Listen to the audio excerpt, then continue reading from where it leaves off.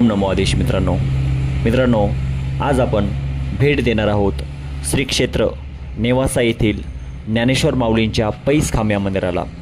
संत ज्ञानेश्वर महाराजांचा जन्म संभाजीनगर जिल्ह्यातील पैठणमधील आपेगाव या ठिकाणी झाला। लहानपण त्यांचे पुणे जिल्ह्यातील आळंदी या ठिकाणी गेले। संन्यासी आईवडिलांची मुले म्हणून ज्ञानोबा आणि त्यांची 3 भावंडांना अनेक हालाप अपेष्टांचा सामना देखील करावा लागला। अशाच एका प्रसंगी आपल्याला शुद्धीपत्र मिळावे यासाठी ही भावंडे पैठण येथे गेली होती। तेथून पुढे ती नेवासे या ठिकाणी येऊन राहिली। अहमदनगर जिल्ह्यातील नेवासा हे गाव प्रवरा नदीच्या तीरावर वसलेले आहे। या ठिकाणी त्यांनी 2 वर्षे वास्तव्य केले।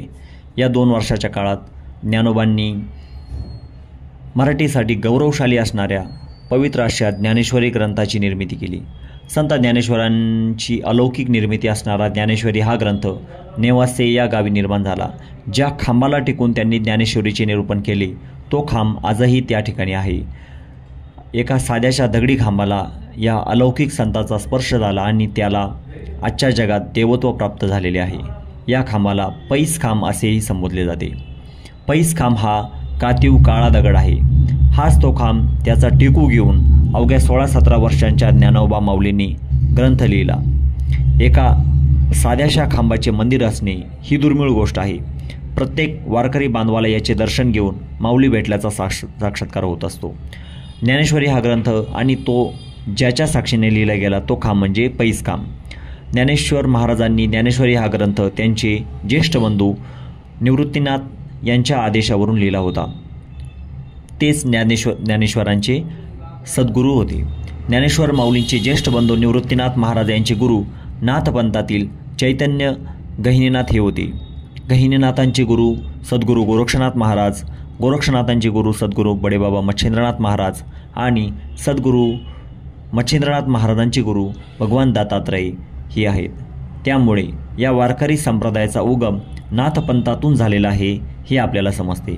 ज्ञानदेवांनी शके 1212 म्हणजेच इसवी सन 1290 मध्ये या खांबाला टेकून समोरच्या श्रोत्यांना गीतेवर प्राकृत भाषेत निरूपण केले व ते श्री सच्चिदानंद बाबांनी लिहून घेतले। याचे प्रमाण पुढील उभीप्रमाणे शके 1272 तै टीका केली ज्ञानेश्वरी सच्चिदानंद बाबा आदरे लेखकू झाला असा ज्ञानेश्वरी ग्रंथाच्या लेखनाचा इतिहास आहे। तर मित्रांनो, तुम्हीही जेव्हाही कधी शिर्डीला याल त्यावेळी श्री क्षेत्र नेवासा येथील माऊलींच्या पैस खांब या मंदिराला अवश्य भेट द्या। शिर्डीपासून नेवासा हे 65 किलोमीटर अंतरावर आहे।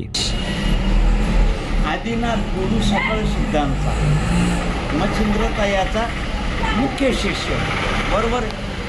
मच्छिंद्राने बोध गोरक्षास केला।